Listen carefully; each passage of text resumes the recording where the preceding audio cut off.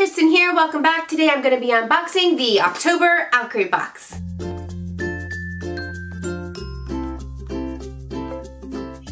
I started my Owlcrate subscription over the summer and I have come to be very excited when I get that email letting me know that my Owlcrate box has shipped, and then I usually have to leave the box sitting by the door for a couple of days until I'm ready to film the unboxing, and it is torture. So I am so excited to finally open this puppy up and see what is inside. So let's do it. Alright, I have my ginormous scary scissors. Let's see if I can open this up without cutting myself. Okay, I did it, no blood. All right, so let's take a look.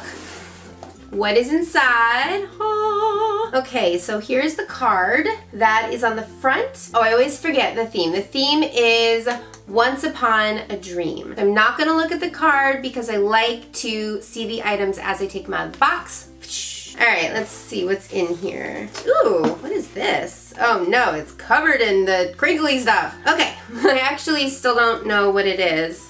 Oh, it's a beanie. It's got a little feather. I am gonna guess that that's from Peter Pan, and it's made by Who's Its and Whatsits. So if you don't know, I live in Florida, and we don't really get very cold winters here, but we like to pretend that we do. This is actually like a super huge beanie. Hold on a second here. I feel like this is not how you're supposed to wear these.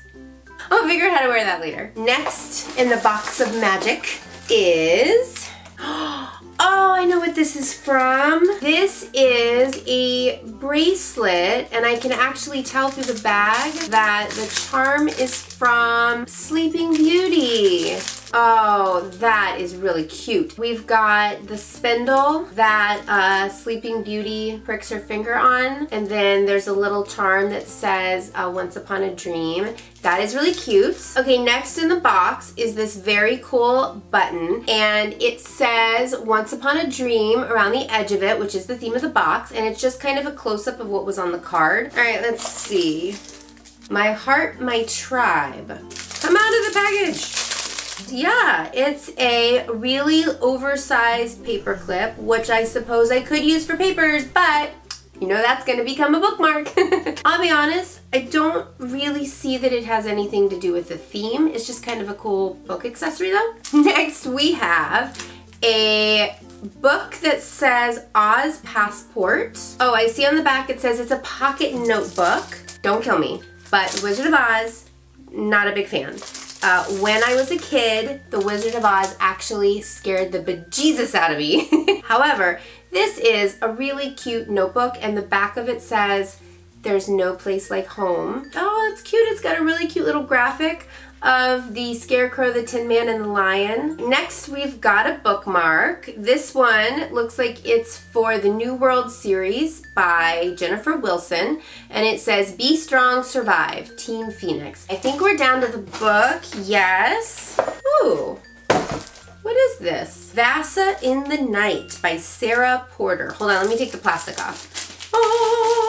Oh, that's cool. What is this? Oh, it's a tattoo. I want to see maybe like a swan with a hand on it. I have no idea the significance of that, but that's a really pretty graphic. Kind of mysterious. Signed book plate. And then there is a letter from the author, Sarah Porter. All right, let's take a look at this book. Vasa in the Night, a novel by Sarah Porter. The front has a quote by Leigh Bardugo, which is a good sign. It says, "A dark, thoroughly modern fairy tale crackling with wit and magical mayhem." Okay, so Vasa is apparently the main character's name, and it says that she lives with her stepmother and bickering stepsisters. That sounds familiar. The owner of the local convenience store is Babs Yag. That makes me think of Russian folklore. Oh, yep, it's inspired by a Russian folktale, it says on the bottom. And there's magic and there's darkness. Ooh, Vasa has to work to free her neighborhood from a witch's curse. This actually sounds like a really good book. I haven't seen a lot of stories based on Russian folklore in YA. I think that the Grisha trilogy kind of made that start to become popular, and we might be seeing a little bit more of that. So that's it. That's the October Owlcrate box. Oh wait!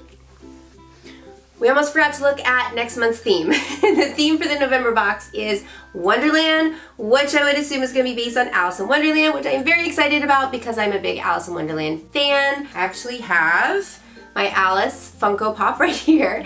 And I have a collection of Alice in Wonderland glasses with quotes from the original book on them and some other things. I'm a big Alice in Wonderland fan. So this is a very exciting theme for me. Make sure you come back next month and check out that unboxing. Let me know if you subscribe to Owlcrate in the comment section below or any other book subscription boxes. If you haven't subscribed to the channel yet, go ahead and do that. What are you waiting for? Give the video a thumbs up and I will see you guys soon with another video. Bye!